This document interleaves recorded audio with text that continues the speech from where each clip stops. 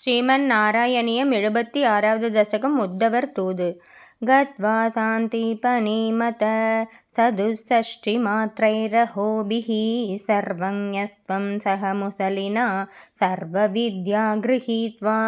पुत्रं नष्टं यमनिलयनाथाहृतं दक्षिणार्थं दत्त्वा तस्मै निजपुरमकाः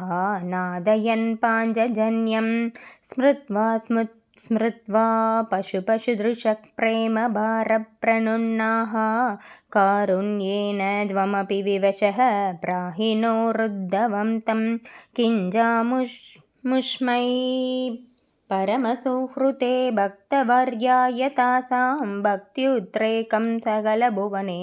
दुर्लभं दर्शयिष्यन् ध्वन्माहात्म्यं प्रतिमभिषुणं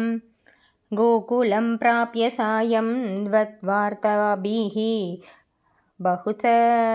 रमयामास नन्दं यशोदां प्राददृष्ट्वा मणिमयरतं शङ्गिताः पङ्कजाक्ष्यः श्रुत्वा प्राप्तं भवदनुचरं त्यक्तकार्या समीयुः दृष्ट्वा चैनं त्वदुपमसलसद्वेषभूषाभिरामं स्मृत्वा तव विलसितानि उच्चकैस्तानि रुद्धालाभः कथमपि पुनर्गत्कदां वासमुषुः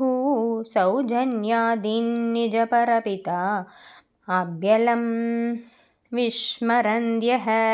श्रीमन् किं त्वं पितृजनकृते प्रेषिता निर्दयेन क्वासौ कान्तो नगरसुदृशां हाहरे नादपायाः आश्लेषानाममृतवपुषः हन्दते सुम्बनानाम् उन्मादानां गुहकवचनसां विस्मरेद्गान्तकावा रासक्रीडालुलितललितं विश्लतत्केशपासं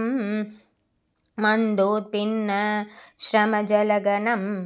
लोभनीयं त्वदङ्गं कारुण्याब्धे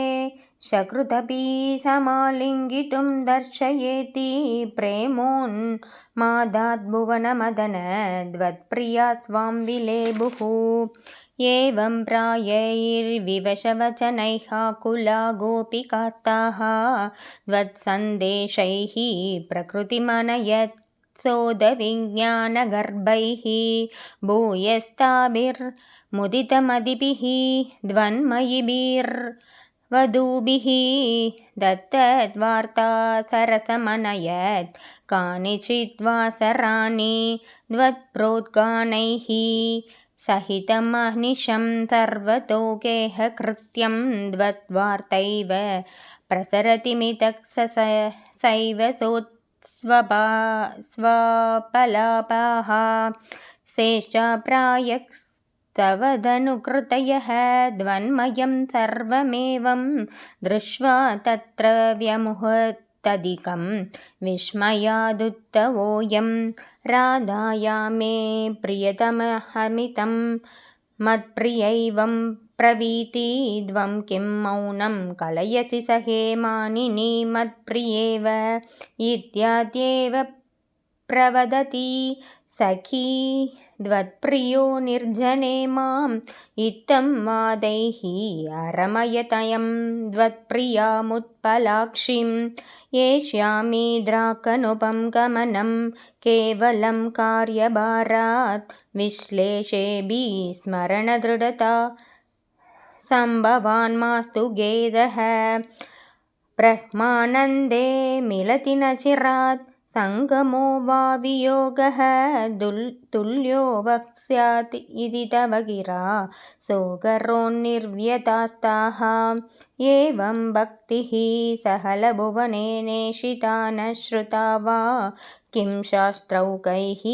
किमिह तपसा गोपिकाभ्यो नमोऽस्तु इत्यानन्दाकुलम् उपगतं गोकुलादुदत्वं तं दृष्ट्वा हृष्टो गुरुपुरपते पाहि मामयौगात् सर्वत्र गोविन्दनाम सङ्कीर्तनं गोविन्द गोविन्द।